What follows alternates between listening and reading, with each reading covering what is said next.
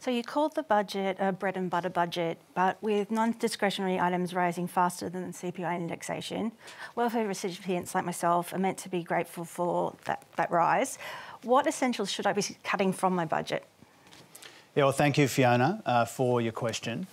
And this goes to what is the biggest challenge in our economy and in our communities, in our society right now, which is that the cost of living are going through the roof. And that has a disproportionate impact on the most vulnerable amongst us, and we understand that. The budget, in so many different ways, that I handed down in Canberra 9 nights ago was about this challenge. And it had within it, as you, I think, are alluding to in your question, Fiona, billions of dollars of extra payments which come from the automatic indexation. I'm not for a moment claiming credit for that, but that is an important feature and function of our budget, that when inflation is growing as it is right now, then payments twice a year try to at least keep up with that. And I know that's not always enough. I know that's often not enough, but that's an important feature of the budget. My responsibility to you, Fiona, and to really the whole country is to try and take the right economic decisions at a national level in the context of all of this inflation to make sure that we're not making inflation worse, and if anything, we're investing in the sorts of things that make it easier for people. And in the context of a budget which has $1 trillion of debt and it's in deficit as far as the eye can see, then we've got to try and work out how do we provide that cost of living relief in a responsible way. And by responsible, I mean how do we provide money to people without making the inflation problem worse, which is really my major concern. And so we've got some cost of living relief in there for the cost of medicines, the cost of childcare, paid parental leave, housing affordability, and we've got a policy to get wages growing again. And I understand and I can feel... And the question was, Treasurer, and I might just go back to you, Fiona, on this. Yeah. You're having to make real decisions. The Treasurer is talking about projections. He's talking about measures that are going to come in over the coming years.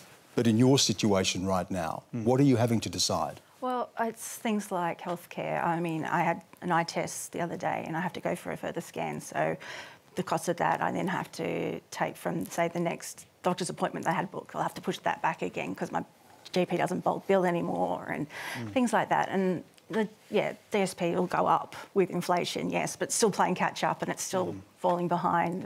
And the reality is, Treasurer, that you said in the budget, it is people like Fiona, people who are indebted or people who are struggling, who are going to have to bear the burden of this war against inflation. When does this turn around for someone like Fiona? Well, again, the best thing that we can do is to try and address the root cause of this problem, which is the inflation, and that's what the budget was about.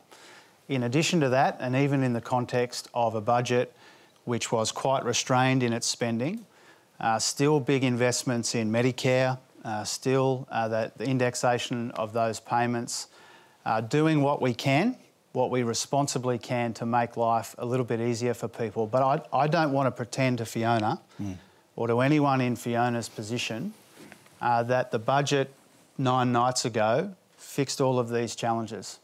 And I do need to be upfront with all of you about the nature of this challenge that we are confronting right now. And we will do what we can, but we need to do what we can in the context of only promising what we can afford and trying to work out what our best contribution to this problem is. And our best contribution to this is being restrained in our spending, giving some cost of living relief where it's responsible, and investing in the sorts of things that will get us out of this. But if inflation is public enemy number one, this is, as you've said, it's the dragon you have to slay.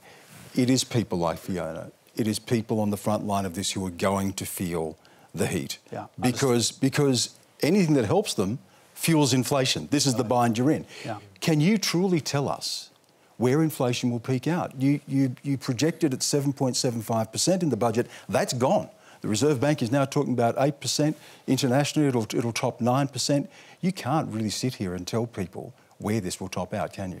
Well, nobody has a perfect crystal ball, but the expectations of the Reserve Bank and the Treasury is that this inflation challenge will get a bit worse until the end of the year, and Which then means start interest to rates keep moderate. going up, doesn't it?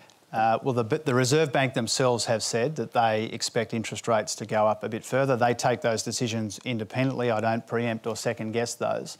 But I take responsibility for my part in this as the country's treasurer.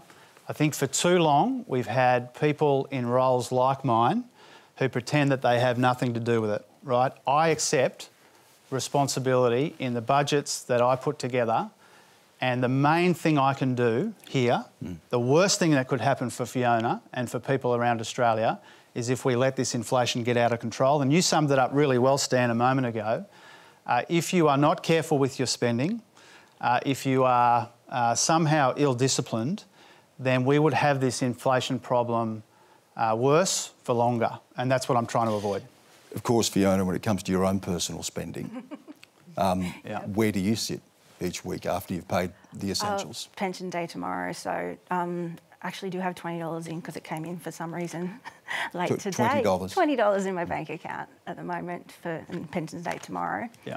Yeah, and yeah, we're working week to week very much and shuffling and. Good luck. It's a common story. Thank you for bringing Thanks, Fiona. that story and that question.